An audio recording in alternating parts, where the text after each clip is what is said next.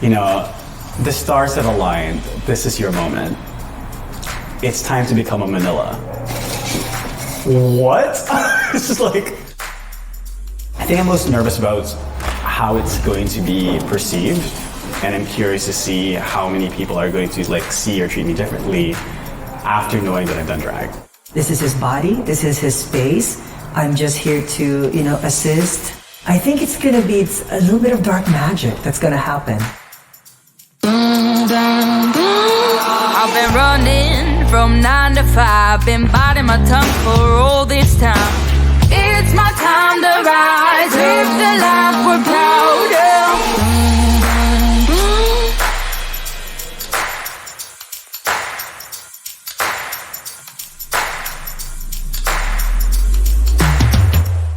Aleksa in 5 words. Okay, I'm gonna try not to overthink it. Charismatic, perfectionist, driven. Ooh, there's like a phrase I want to use, but that's cheating. Describe Kince. Leader, role model, magic. Empowering. Beautiful. And honestly, the biggest word I would use is generous. I want to pick one more. Friend. I hope the takeaway from this, especially for anyone watching, is that drag is a multifaceted beast. And we are all different cogs in it, and quite frankly, there's so much that drag does for the community, and I hope that people don't see it as like just this silly little hobby that a lot of people do. I think many of our viewers out there are probably going to reference Pose, right? This idea of drag houses, right? But before that, there was also this documentary called Paris is Burning, which highlighted, trans queens and drag queens and kings in Harlem, in the darkest recesses, of the gay community in New York City. People of color who were just trying to look for community. And so we created this space for ourselves, right? And these drag houses were named after couture houses, right? Fashion houses. And in addition to that is the whole Vogue culture. They had these competitions, and so they created these categories, daytime realness, executive realness. And the idea was that you would pose as if a photographer is right in front of you, and you have to give your best because you're going to end up on the cover of Vogue magazine. But even though we knew it wasn't possible at the time, we again created that space for ourselves.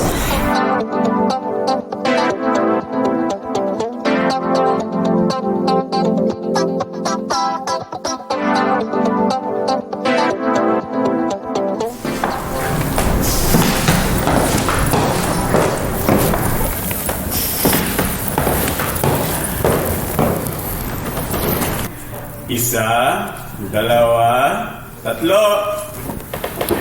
Oh. And? Oh my god. I look like a Manila. Of course I look like a Manila. Oh my gosh. Oh my god. She's working the camera already. Oh my god. Oh my god. She thinks she's in a fashion shoot. Oh my god. I can't see myself. Here, let me get this out of here. Here, she's arrived. Hello.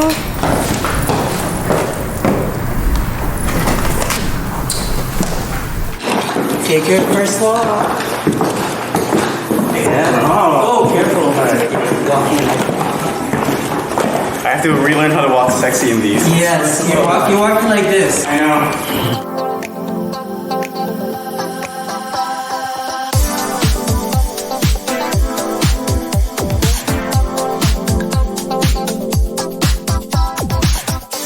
Well, I'm gonna need a minute, so let's start with the lady.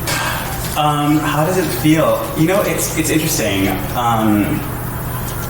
She definitely feels exciting. I think much more exciting than I would have ever thought. I will say that she also feels much more natural than I thought she would be. Were there any challenges with today that are unexpected? There's a really big one that sticks out in my mind.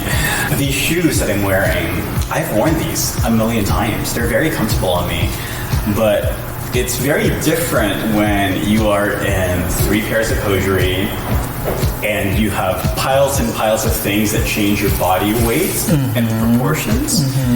And I thought it was going to be the easiest part. Yeah, and the nails. The nails, they're probably, most people think that they're the most, I don't know, forgettable things, but really, like, knowing that you have nails, you have to be careful, right? Like, you have to be so careful. Everything snags. Yep.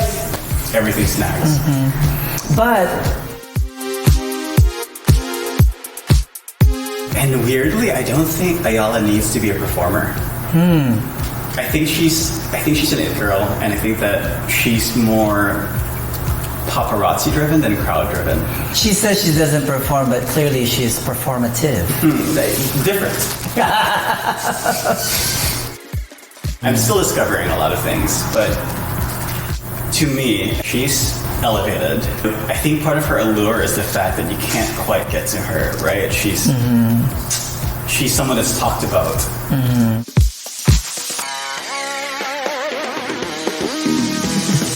Yes, I think there's definitely a noticeable change in my body language transforming to Ayala. But if I had to pick a moment where it started to feel like it was taking over, it was probably when I got cinched. Like, I know it was like a light cinching. Yeah. Putting my waist in a different place. Yeah. Ayala Manila. Prouder, confident, elegant at the same time.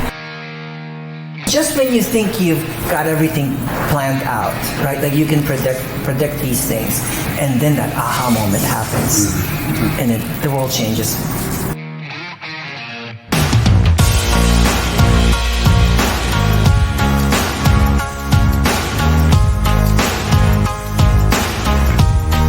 When we think about pride and we think about like what it means, oftentimes people think about their own personal pride, like their journeys and their identities.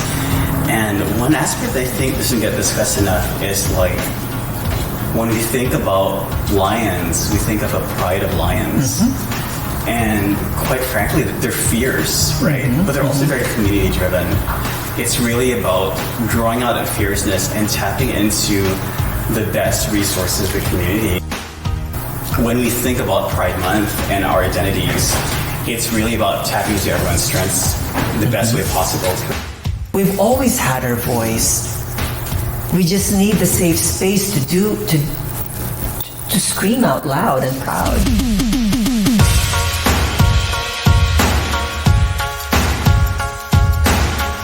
I was thinking so much about, who is Ayala and what is she like, how will she dress, and And my good friend Jordy, who is a daddy issues drag in Seattle, was saying, why are you thinking about all these things? Just have fun. And I think that's one of the things I would say to anyone trying out drag for the first time is don't overthink it. Everything else will fall into place. I couldn't be more proud than I am right now. Being a member or being invited into the House of Manila really honors the legacies of trans and gender fluid, gender queer folks that have paved the way for us. Whether it's Marsha P. Johnson, Sylvia Rivera, Mama Jose, Nicole the Great, Scotty, all these many beautiful queens and kings.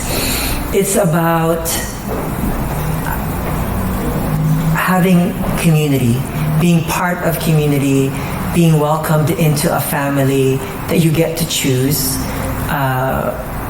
being part of a family that's about friendship, being part of a family that's beyond the technical, performative aspect of drag, but more about why. Why drag? It's being able to find not just who you are, but why are you here? What's meant for you? What is your purpose? And be it about making someone else smile, making someone's blue day bright and sparkly, or being a voice for others who are afraid or oppressed and being that beacon for them.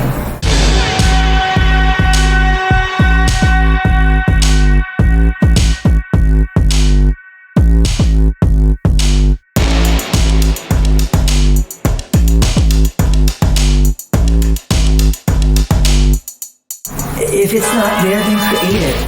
I definitely want to say and invite people, create your houses, create your communities, create your worlds, make it about celebration of ourselves and of each other.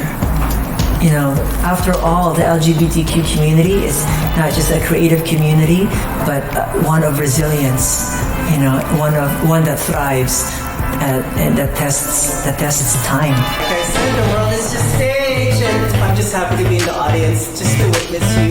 Oh, I love you. Wig, Hair, lashes, makeup, earrings, foundation, necklace, powder, top, contour, nails, heels. rhinestones. Thanks for joining us and being part of our experience. On behalf of the House of Manila, we would like to say, maraming salamat po. Happy Pride, Seattle. Mwah!